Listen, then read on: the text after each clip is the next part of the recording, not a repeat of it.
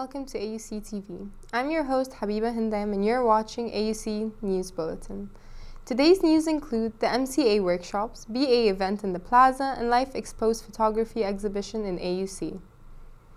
The Mass Communication Association offered a series of editing workshops to the JRMC students as one of their academic service to help students with their editing assignments for their major courses. The series of workshops started by the audio editing workshop given by Muhammad Badawi, a certified audio trainer. Badawi focused on teaching students the shortcuts, as he explains it is the most important thing to learn. We've been organizing workshops for students that have to do with audio editing and video editing. The organization was a smooth process and we weren't expecting the turnout to be as many students as we have today. But overall, it was a very successful event. The second workshop was a video editing workshop by Ziad Farid, AUC studio manager. The students had the chance to learn the basic tools of Adobe Premiere, as Farid helped by giving them the chance to try using the program on their own. The last workshop was for learning Photoshop editing by Amri Youssef, a student and founder of School of Designs at AUC. He uses a different technique by showing the students videos on how to use Photoshop. After the workshops have finished, the students asked for a follow-up.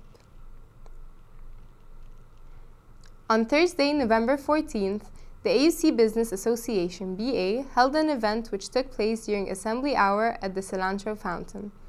The BA is a student organization that was founded in 2013 and acts as the student union of the major.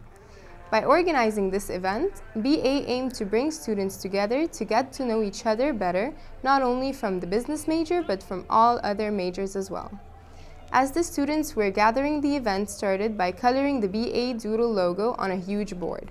There were many activities available for students to enjoy and recharge the students' energy, including a spike ball game.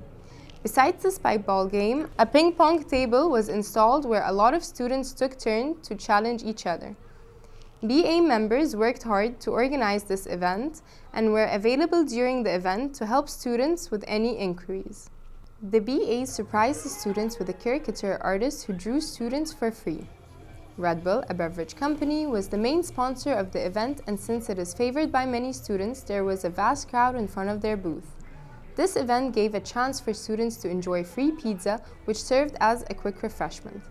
As they were about to head to their classes, the attendees seemed to have enjoyed their assembly hour, socializing, playing, and interacting with each other while listening to some hit songs. On November 4th, the Photographic Gallery in the Mass Communication and Journalism Department hosted the photography exhibition Life Exposed. The exhibition is made originally by 10 international photojournalism students each semester with the coordination of the Danish School of Media and Journalism, DMJX. In Life Exposed, students explored visual stories that were concerned about life topics such as immigration, alternative lifestyle, and the discovery of personal identity. This is not the first time for the DMJX program to have several Egyptian photography students. Over the past few years, many students participated in it, including Ahmed Hayman, Roger Anis, and Heba Khamis. The theme of the gallery, it gives us an insight on different people's lives and things that may or may not be very relevant to the life that we're living today. It's something that's very different than what is usually shown in this gallery. So I like that the department has used the space to show us something that we're not used to. At the end of the exhibition's opening, many students expressed their admiration for the event and hoped to join DMGX photography program in the upcoming years. That was all for today's news bulletin, but stay tuned for our interview segment coming up next.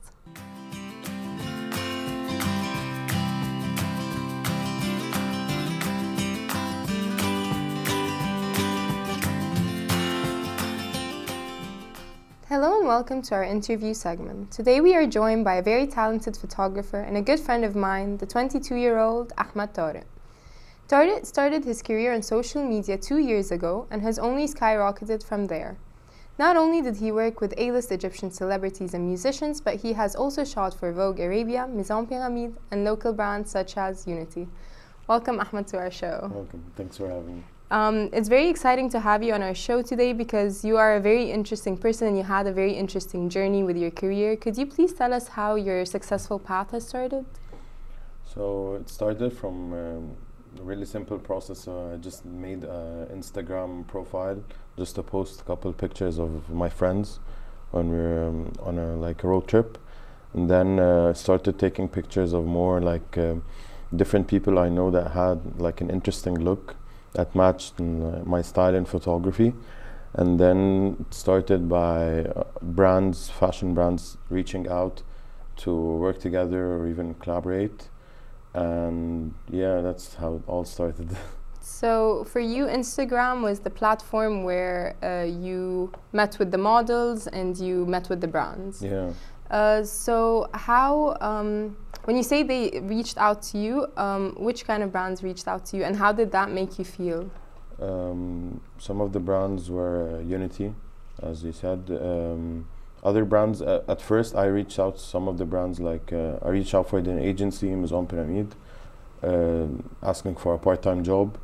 And in-house there, they have a lot of brands such as Bulletin, Azza Fahmi, and Vartan, a lot of local Egyptian brands that are making really good work abroad, yani. And yeah, that's it's sometimes I reach out, sometimes people do send me emails or messages. It's like one of it. When would you say that a moment in your career that was definitive of your success? When did you feel like I made it? I still actually didn't feel this moment because it's like an ongoing process of learning, but one of the best moments so far was the Vogue Arabia publish. It was somehow special because it was my first ever editorial to shoot, and it was just 1 month in working with the agency, so it was really special that I didn't have much experience and wasn't expected from all of the people around me that I would do a good job, but hopefully I did one of the best campaigns they had so far. How would you say that this campaign would have, do you feel like Vogue Arabia was a benchmark? What is your next benchmark then?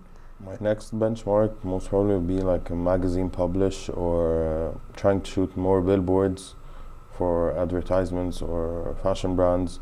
Want to expose more of my work other than digital platforms, trying to have it more on like printed or outdoor things that you can see, not just on the phone.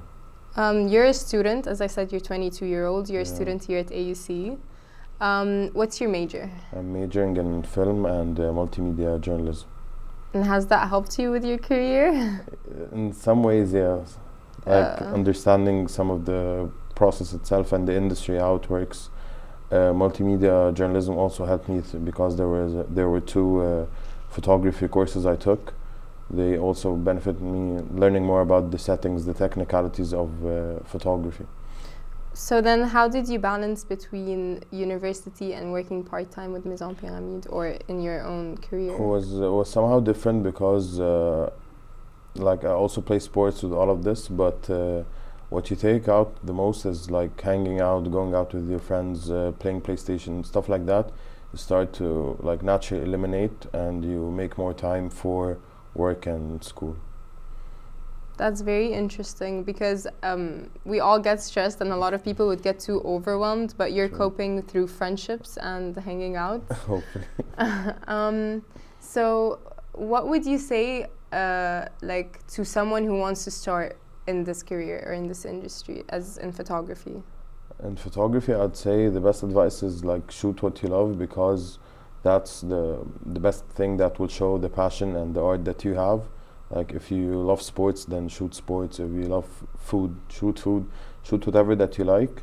And from there you'll see your style developing, you'll see your work is getting better. Hopefully more people would love to work with you.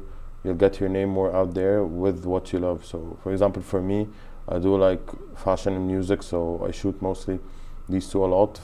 That made me more in position to like work with people that I used to dream with working with one day. Yeah, no, fashion and music is very I feel like it's the trend right now. Everyone wants to either know a model or work with some brand, or know a musician or work with them. So it's very cool that you're getting to shoot with them.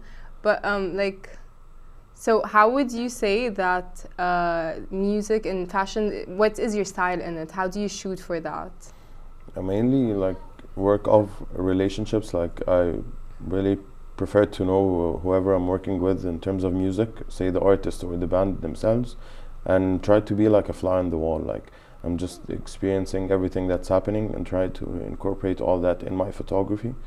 And in fashion, it's mostly what's the brand's identity and what's the direction or the idea that we're going for this campaign shoot or lookbook or whatever. And then I plan on working on that. But mostly it's all like up close and personal style. It's raw. I don't really edit too much on Photoshop and do a lot of retouching, stuff like that. It's the moment that we live in real life that I portray in the picture that you see. This is surely a very interesting industry to be in, but do you ever get intimidated?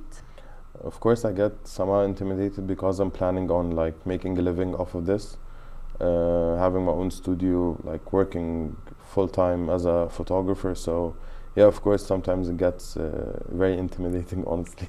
But I don't think you have to worry about that, because you're setting the standard and you're putting the bar really high for new photographers. This has been a very interesting conversation. Thank you for coming on our show today. It's been a pleasure. Thank you for having me. It's been a pleasure. Thank you.